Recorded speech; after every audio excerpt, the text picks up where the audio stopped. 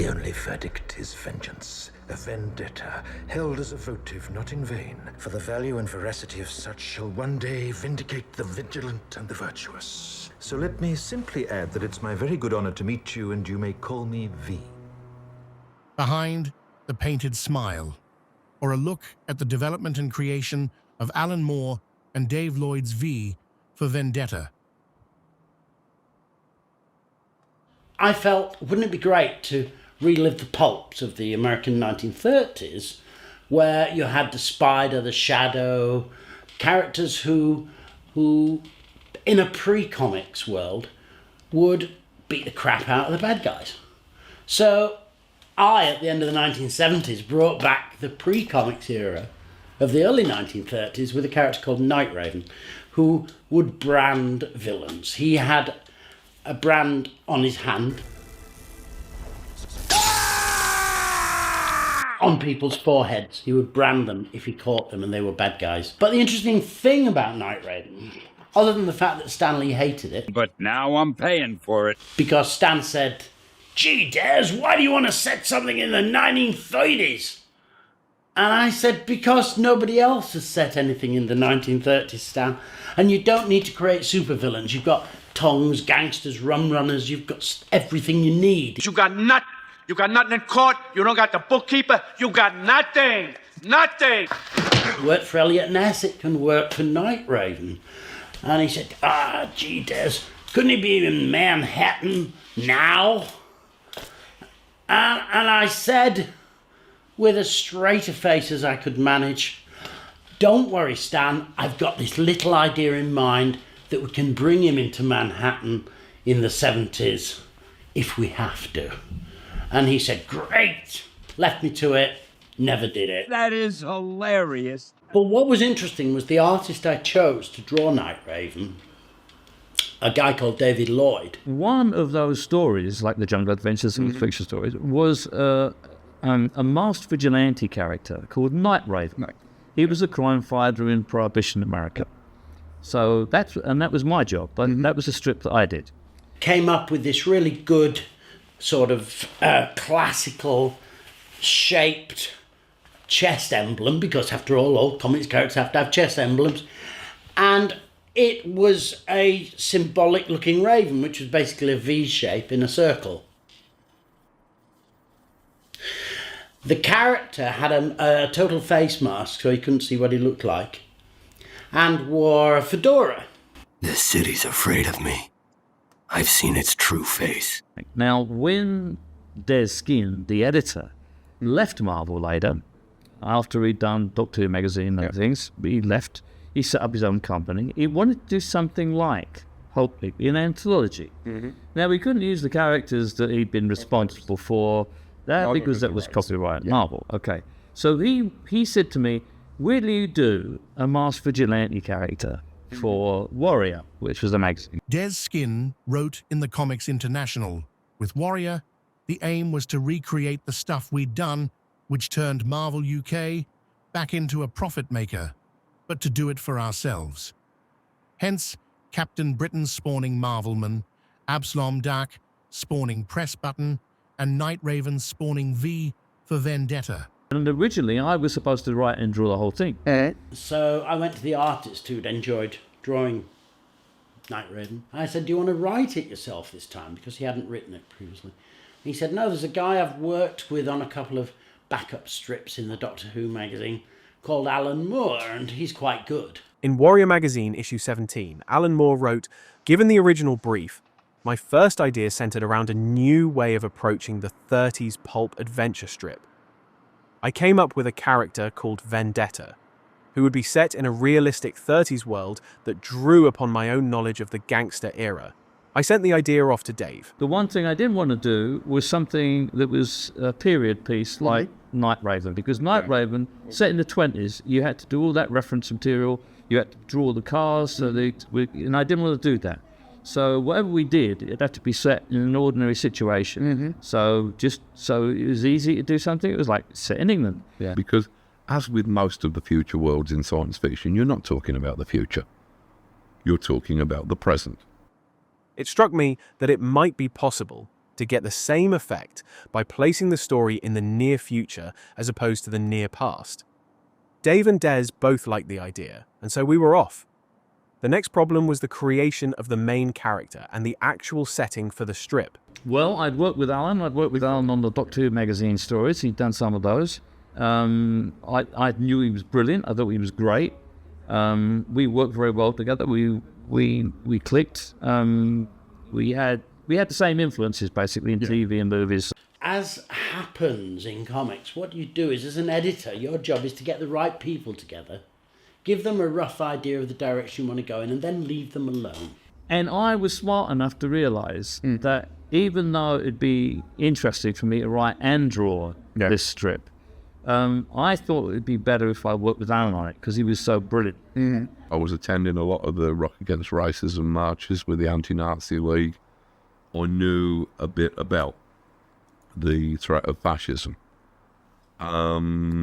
So this struck me as potentially a very interesting backdrop for this future world. V for Vendetta started out partly in the Marvel UK Hulk Weekly and partly in an idea that I submitted to a DC Thompson's scriptwriter talent competition when I was a tender 22 years old.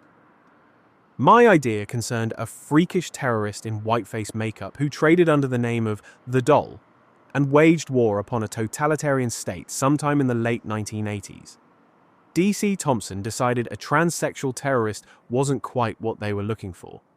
Not unnaturally, I recalled my original idea for The Doll and submitted a rough outline to Dave. Both Alan and myself, completely separately, before we got together on V, had ideas about a future fascist dictatorship, an urban guerrilla fighting a future fascist dictatorship in England of the future. I'd come up with a story called Evelina Falconbridge. And an art style that was a radical departure from the stuff he'd been doing on Doctor Who and Hulk Weekly, comic magazine Psst, spelled P-S-S-S-T, rejected it. For my part, when I looked at it, I found it potentially exciting. Dave was obviously on the verge of something splendid here, and I very much wanted to be part of it. So we both had that idea, and when the opportunity came up to do this Masked Vigilante, we thought, okay, let's do that. One night, in desperation, I made a long list of elements that I wanted to reflect in V, moving from one to another with a rapid of free association that would make any good psychiatrist reach for the emergency cord.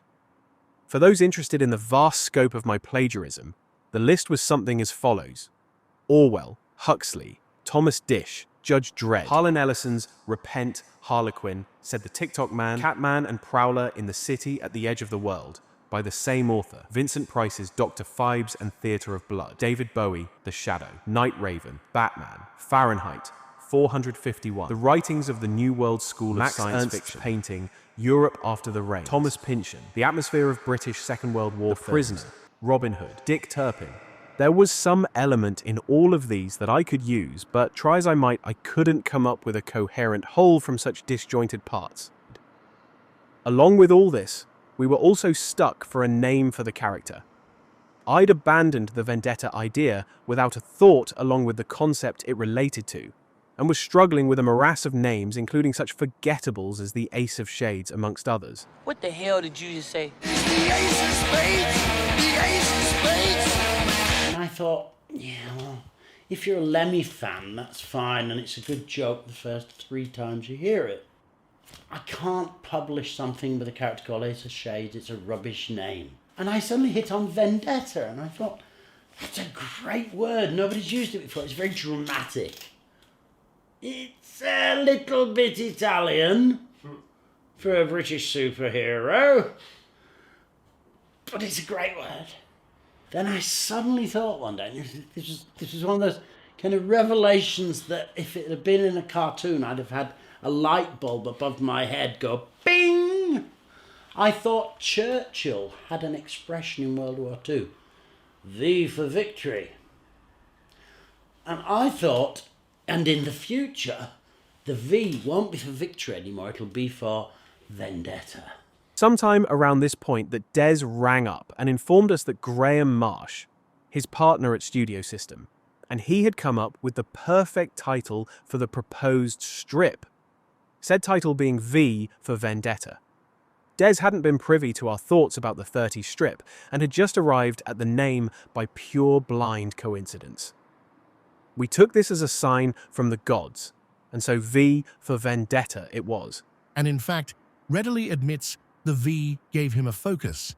The rest is history.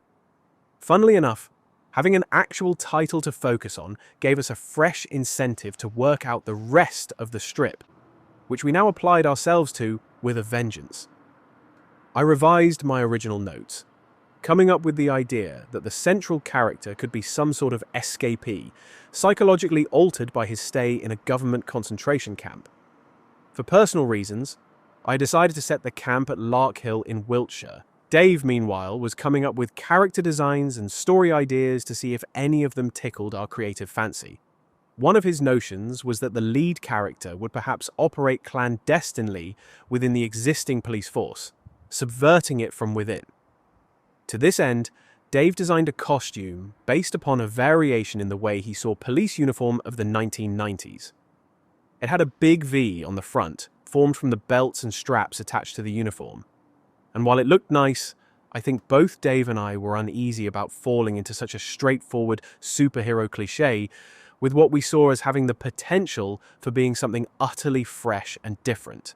Now, the thing about Britain is we don't need superheroes because we, like most of Europe, have got our own legends in place. We've got our gods.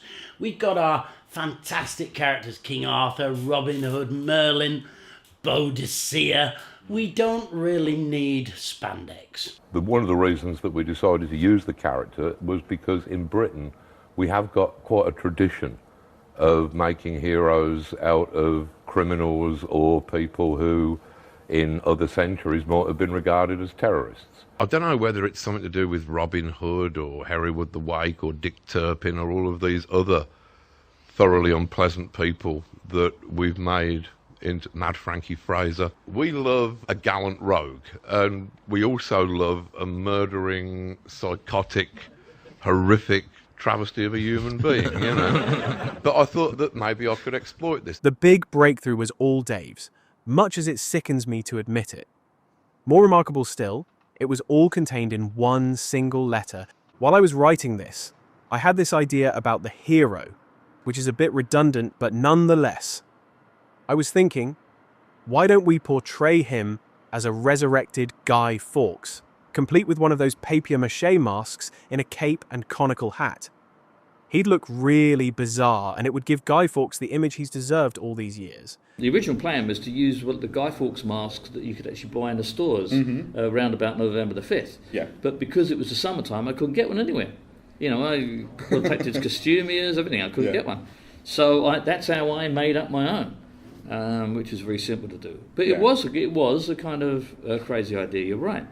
And I just ran it past Alan, and he said, well, that's just great, we'll do that. And as soon as I saw it, I saw that this was genius. It was connecting to this whole British mythology. And secondly, this was the best idea I'd ever heard in my entire life.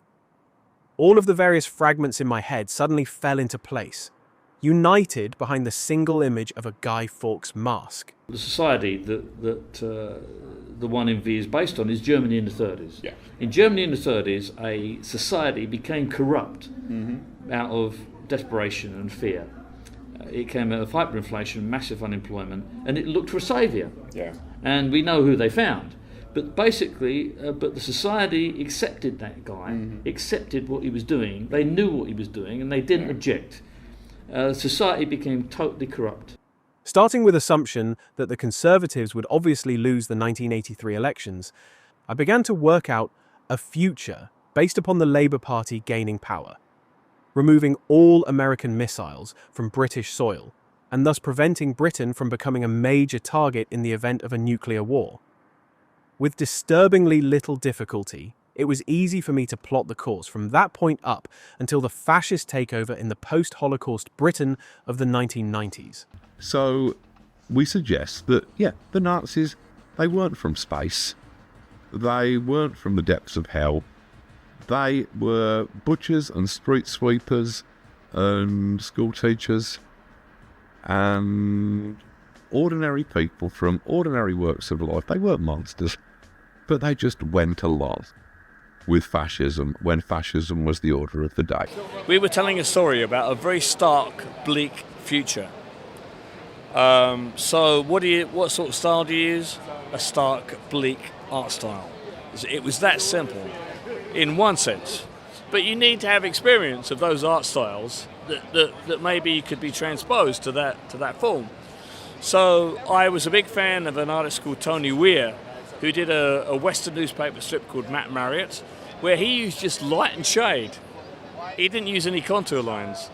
And also, I was aware of the work of one of the great American comic artists, Jim Steranko, who had done this really great crime noir book called Chandler, where he had used, obviously bouncing off that 40s tradition of film noir,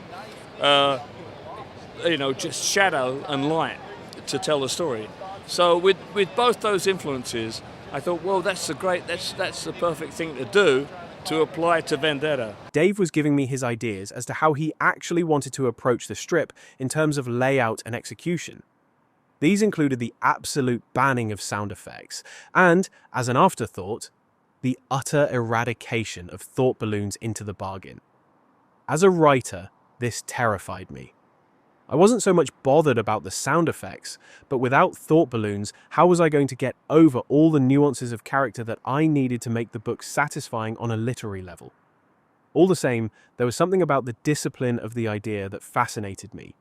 We began to realize that the story we were telling was wandering further and further away from the straightforward one man against the world story that we'd started out with. There were elements emerging from the combination of my words and David's pictures that neither of us could remember putting there individually. First of all, I have to say that in the early days of V for Vendetta, when myself and Alan were doing it, and we owned the copyright of it, we were happy to try and sell it as a movie. And around about 84, in the early days, we recognized the potential of it as a movie or a TV show, because what actually sponsored or what actually inspired our idea of V was basically TV. TV shows and movies had initiated our desire to do something like V for Vendetta. So we thought it was a natural idea to turn it into a TV or film thing. Originally, you were happy to accept the money that brought in. Then what happened? Well, originally I was under the illusion that the way that films worked was that you got a lot of option money, and then after a couple of years they decided that they weren't going to make the film, which was a perfect result. The film didn't get made, you got the money. Then they actually made a couple of my films, and at that point I decided, well, I'll just distance myself from them as much as is possible, because the films have got nothing to do with my books, and because the books themselves were actually written to show off what the comics medium can do that films can't. Why did you sell the film rights in the first place then? Well, in the cases of From Hell and League of Extraordinary Gentlemen, this was basically sold on the assumption that the films probably wouldn't get made. Well, I mean, you were trying to get money for Old Rope. Trying to get money for Old Rope. Money earned from a task that requires very little effort is called money for Old Rope. So Warner Brothers decided that V for Vendetta would be a good property to look at making a film of. And somehow, despite it being an anarchist hero who blows buildings up, Warner Brothers made it. I think maybe they didn't get it, quite honestly. But the public did. Despite the way that some of the series admirers choose to view it, it isn't Alan Moore's V or David Lloyd's V. It's a joint effort in every sense of the word, because after trying the alternatives, that is the only way that comics can ever work. I was going to go on from this point and tell you exactly who V really is, but I'm afraid that I've run out of room.